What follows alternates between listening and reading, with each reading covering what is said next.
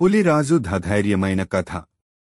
ఒక సజీవంగా ఉన్న అడవి. అక్కడ చాలా జంతువులు ఉండేవి. జింకలు, ఏనుగులు, సింహాలు, కోతులు, పాములు, చీమలు, ఎలుకలు. ఆ అడవికి నాయకుడిలా ఉండే ఒక ధైర్యవంతమైన పులి ఉండేది. పులి పేరు రాజు. కాని ఇది సాధారణమైన పులి కాదు. ఇది న్యాయంగా ఆలోచించేది, ఆపదలో ఉన్నవారిని ఆదరించేది. అందుకే పులిరాజును ప్రతి జంతువు గౌరవించేది. ఎవరికైనా సమస్య వచ్చినా వెంటనే రాజు అన్న దగ్గరకు పోవాలి అనే మాట ఉండేది. కొత్త జంతువుల రాక. ఒకరోజు సాయంత్రం కొన్ని కొత్త జంతువులు అడవిలోకి వచ్చాయి. అవి ఇతర అడవుల్లో నుండి వచ్చినవి. వాటిలో శాకాహార జంతువులు, జింకలు, నక్కలు, జల్లెడకుందేలు ఉన్నాయి. వాళ్ళు చాలా అలసిపోయి భయపడి ఉన్నారు. వారిని చూసి అడవి జంతువులు కాస్త అనుమానంతో చూసేలా అయ్యారు. ఎవరు వీళ్ళు? ఎందుకు వచ్చారు మన అడవికి? మన ఆహారాన్ని పంచుకోవాలనుకుంటున్నారా? కొంతమంది కోపంగా కూడా ఉన్నారు. ఈ వాళ్ళు ఇక్కడ ఉండకూడదు. పులిరాజు ప్రవేశం. ఇవన్నీ జరిగే వేళ పులిరాజు అక్కడికి వచ్చాడు. వాళ్లను చూశాడు. వారికి ఏమీ సమస్య ఉందో అర్థం చేసుకున్నాడు. అప్పుడు నెమ్మదిగా అడిగాడు, మీరు ఎక్కడి నుంచి వచ్చారు? భయపడకండి, నన్ను నమ్మండి. అప్పుడు జింక ఏడుస్తూ చెప్పింది, మానవులు మా అడవిని నాశనం చేశారు రాజు. మేము అక్కడ జీవించలేకపోయాం. దాహంతో, ఆకలితో వచ్చాము. రాజు కొంతసేపు ఆలోచించి తన పక్కన ఉన్న కోతి, ఏనుగు, జింకలకు ఇలా చెప్పాడు, ఈ అడవి మనందరిది. మనం కలిసి జీవించాలి. వారిని కూడా మన కుటుంబంలో భాగంగా తీసుకుందాం. అందరూ నిశ్శబ్దంగా ఉన్నారు. కొంతకాలం తర్వాత ఏనుగు ముందుకు వచ్చి నవ్వుతూ అన్నది, అవును రాజు, మనం పెద్ద మనసుతో ఉండాలి. అలా కొత్త జంతువులను అందరూ అంగీకరించారు. కొద్ది రోజుల్లో కొత్త జంతువులు కూడా అడవిలో చక్కగా కలిసిపోయారు. వారు నీటి పుళ్లలో కడిగి తాగారు, కొత్త మిత్రులతో ఆడుకున్నారు. పులిరాజు ప్రతి ఉదయం ఒక ప్రదక్షిణ చేసి అందరి భద్రతను చూసుకునేవాడు. ఒకరోజు మామూలుగా కనిపించే ఎలుక ఒక విషపూరిత పాము నుంచి జింకను రక్షించింది. ఆ రోజు పులిరాజు అన్నాడు, ఈ అడవి ఎవరి శక్తి ఎక్కువ అనేది కాదు, ఎవరి మనసు మంచిది అనే స్థలం. అందరూ చప్పట్లు కొట్టారు. ఆ జంతువులు, పక్షులు, చిన్న చిన్న జీవులు కూడా. కదా బోధన. శక్తి ఉన్నవాడు ఇప్పుడు ఆదరణగా ఉండాలి. భయంతో కాదు, ప్రేమతో నాయకత్వం చేయాలి. తెలివైన నక్క, నిజాయితీ పాఠం. ఒక అడవి మధ్యలో అందమైన చెట్లు, పక్షుల కిలకిల ధ్వని, జంతువుల కలకలం మధ్య ఓ తెలివైన నక్క ఉండేది. ఆ నక్క పేరు చిట్టి. చిట్టికి ఒకే లక్ష్యం, బతకడం చాలా సులువుగా చేయాలి. పనిచేయకుండా ఎవ్వరినైనా మోసం చేసి తినాలి అన్నదే ఆలోచన. అది చాలా తెలివిగా మాట్లాడేది. అందుకే అడవి జంతువులందరూ కొంత భయపడుతూ, కొంత నమ్ముతూ ఉండేవాళ్లు. ఒకరోజు చిట్టికి బాగా ఆకలి వేసింది. అప్పుడే అది ఓ కోడి, తారమ్మ, తన చిన్న గుడ్లతో కూర్చుని ఉంది. నక్క వెంటనే ఓ ఐడియా ఆలోచించింది. అది తారమ్మ దగ్గరకు వెళ్లి ఇలా అంది, తారమ్మ, నీవు అదృష్టవంతురాలివి. నీ గుడ్లలో దేవుని ఆశీస్సులు ఉన్నాయి. ఈ గుడ్లను దేవుడికి సమర్పిస్తే నీ పిల్లలు భవిష్యత్తులో మహారాజులవుతారు. అది విని కోడి ఆనందించింది. నమ్మిన కోడి తారమ్మ గుడ్లను నక్కకి ఇచ్చేసింది. నక్క మాత్రం అక్కడినుంచి నవ్వుకుంటూ అడవి దారి పట్టింది. ఆ సమయంలో పక్కనే ఉన్న బద్దకం పెట్ట అటువైపు చూస్తూ నిశ్శబ్దంగా అన్నీ గమనించింది. బద్దకం పెట్ట వెంటనే తారమ్మ దగ్గరికి వెళ్లి చెప్పింది, తారమ్మ, నీవు మోసపోయావు. నక్కకి దేవుడితో సంబంధం లేదు. అది కేవలం గుడ్ల కోసం మోసం చేసింది. తారమ్మ ఏడ్చింది. కాని తను ధైర్యం తీసుకుంది. తానే అడవి రాజు, పులి మహారాజు దగ్గరకు వెళ్ళింది. వాస్తవం అన్నీ చెప్పింది. పులికి కోపం వచ్చింది. వెంటనే నక్కను వెతికించి పట్టించింది. పులి గర్జిస్తూ అన్నాడు, నీ తెలివిని మోసం చేయడానికే వాడతావా?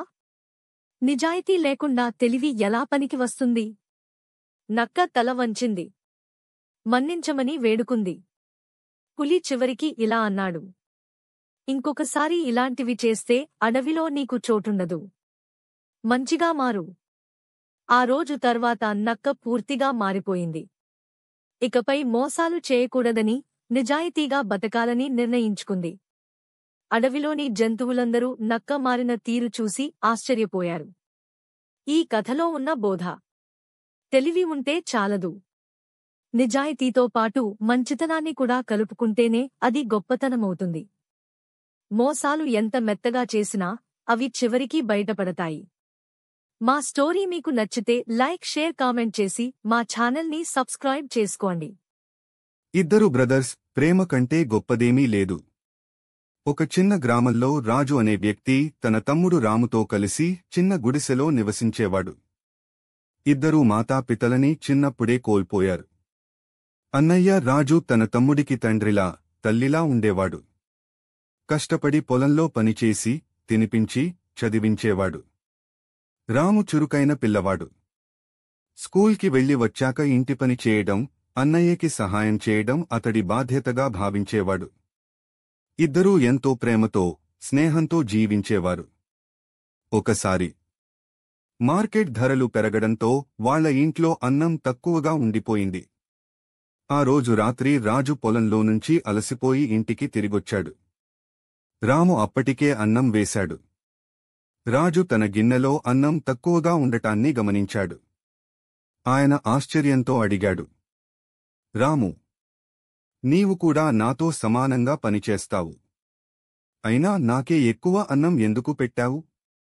రాము మృదువుగా నవ్వుతూ అన్నాడు, అన్నయ్యా, నీవు రోజు పొలాల్లో కష్టపడతావు. నేను ఎంత చేసినా నీ కష్టం లాగు కాదు. నువ్వు ఆరోగ్యంగా ఉండాలి, బలంగా ఉండాలి. అందుకే నీవే ఎక్కువ తినాలని నేను నా వాటా నీ గిన్నెలో వేసేశాను.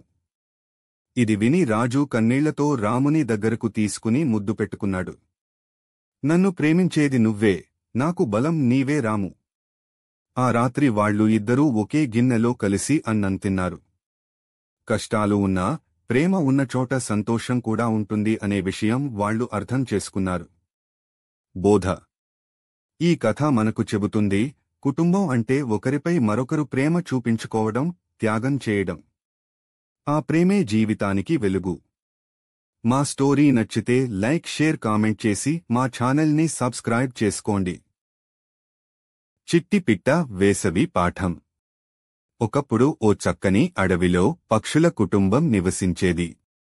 ఆ కుటుంబంలో ఓ చిన్ని, అల్లరి పిట్ట ఉండేది. అందరూ ఆ పిట్టను చిట్టి పిట్ట అని పిలిచేవారు. చిట్టికి ఆటలు మాత్రమే ఇష్టము, కాని చదవడం, వినడం అంటే అసహ్యం. పెద్దలు చెప్పిన మాటలు వినకుండా ఎప్పుడూ గాల్లో ఎగిరిపోయేదే. ఒకరోజు ఆమె అమ్మమ్మ, బుద్ధిమంతురాలు అయిన బూడిద పిట్ట, చిట్టిని పిలిచి ఇలా చెప్పింది, వేసవి సమయం వస్తోంది చిన్నా. అప్పటికి నీళ్లు దొరకడం చాలా కష్టం. ఎక్కడ నీళ్లు ఉంటాయో ముందుగా తెలుసుకో. జాగ్రత్తలు తీసుకో. కాని చిట్టి నవ్వేసింది. అమ్మమ్మా, నీళ్లు ఎక్కడికి పోవవు. నాకైతే అంతెంతో తెలుసు. నేను ఎగిరి వెతికేస్తాను. అయితే వేసవి వచ్చేసింది. అడవి మొత్తం పొడి బారిపోయింది. చెట్లు ఆకులు వదిలేశాయి. చెరువులు ఎండిపోయాయి. చిట్టి పిట్టకు దాహం వేసింది. తాగేందుకు నీటి జాడ లేదు. ఆ సమయంలో తన మిత్రులు, కాకి తెలివైనవాడు, చిలుక చదువుకున్నది, గంగరేగు పిట్ట క్రమశిక్షణతో ఉండేది. వాళ్లు ముందుగానే పెద్దల మాటలు వినడంతో ఒక చిన్న గుంట దగ్గరికి చేరుకుని నీళ్లు తాగారు. చిట్టి మాత్రం ఒంటరిగా తిరుగుతూ అలసిపోయింది. చివరికి అమ్మమ్మ చెప్పిన మాటలు గుర్తొచ్చాయి. తప్పు తెలుసుకుని మిత్రుల సహాయం కోరింది. వాళ్లు ప్రేమతో తీసుకెళ్లి నీళ్లు తాగించడంతో చిట్టి పిట్టకు ఎంతో ఉపశమనం కలిగింది. ఆ రోజు నుంచి చిట్టి మారిపోయింది. ఇప్పుడు ఎప్పుడూ పెద్దల మాట వినేది. సరదాతో పాటు బాధ్యత కూడా నేర్చుకుంది. బోధన, మొరల్: పెద్దల మాటలు వినడం వల్ల అనేక కష్టాల నుంచి తప్పించుకోవచ్చు. ముందుగా జాగ్రత్తలు తీసుకుంటే ఆపత్కాలంలో క్షేమంగా ఉండొచ్చు. మిత్రుల సహాయం విలువైనది. మా స్టోరీ మీకు నచ్చితే లైక్, షేర్, కామెంట్ చేసి మా ఛానెల్ను సబ్స్క్రైబ్ చేసుకోండి. తెలివైన యువకుడు. బుద్ధి, నాయకత్వం పాఠం చెప్పే కథ. ఎప్పుడో ఒకప్పుడు ఒక గ్రామం పక్కన ఉన్న అడవిలో ఎన్నో జంతువులు ఆనందంగా జీవించేవి. ఆ అడవికి పక్కనే ఒక చిన్న గ్రామం ఉండేది. ఆ గ్రామంలో ఒక యువకుడు ఉండేవాడు. అతని పేరు వివేక్. ఇతడు చదువులో తెలివిగా ఉండడమే కాకుండా ప్రశాంత స్వభావం, సహనం, మంచితనంతో అందరికీ ఇష్టంగా ఉండేవాడు. వివేక్కు ఒక మంచి అలవాటు ఉండేది. రోజూ అడవికి వెళ్లి అక్కడి జంతువులను గమనించడం, పక్షుల గీతలు వినడం, ప్రకృతిని ఆస్వాదించడం. అతడు ఎప్పుడూ తక్కువగా మాట్లాడేవాడు, కాని చాలా ఆలోచించి మాట్లాడేవాడు. ఒకరోజు అడవిలో పెద్ద గొడవ మొదలైంది. జంతువులందరూ కలిసి ఇలా అనుకున్నారు: మన అడవికి ఒక నాయకుడు కావాలి. ఎవరు మంచివాడో ఆయనే నాయకుడు కావాలి. అందరూ తమ తమ గొప్పతనాన్ని చెబుతూ వాదించసాగారు. సింహం: నేనే రాజు, నా బలానికి పోటీ ఎవ్వరికీ లేదు. ఏనుగు: నాకు జ్ఞానం ఉంది, నేనే సరైన వ్యక్తిని. నక్క: నాకు ఎక్కువ అనుభవం ఉంది, నేను నాయకత్వం తీసుకుంటాను. అంతా గందరగోళంగా మారిపోయింది.